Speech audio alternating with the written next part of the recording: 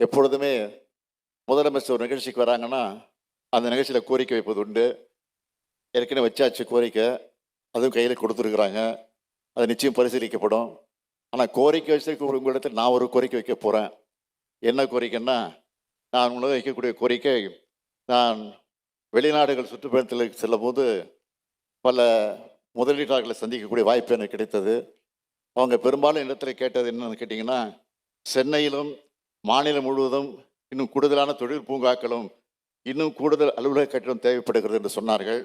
எனவே கிரடாய் மூலமாக இந்த தொழில்துறை கோரிக்கையை நீங்கள் நிறைவேற்ற வேண்டும். நீங்கள் கட்டக்கூடிய பெரிய அடுக்குமாடி கட்டிடத்தை அருகிலேயே அந்த பூங்காக்கள் நீர்நிலைகளை அழகுபடுத்த பராமரித்துக் கொள்வதற்கு உங்களை ஈடுபடுத்திக் கொள்ள வேண்டும் என்று நான் அன்போடு கேட்டு, இந்த சிறப்பான வாய்ப்பை தந்த உங்கள் அனைவருக்கும் மீண்டும் ஒரு முறை நன்றி சொல்லி, இந்த மாநாடு வெற்றியோடு நிறைவேற வேண்டும், வெற்றி பெற வேண்டும் என்று மனதார வாழ்த்தி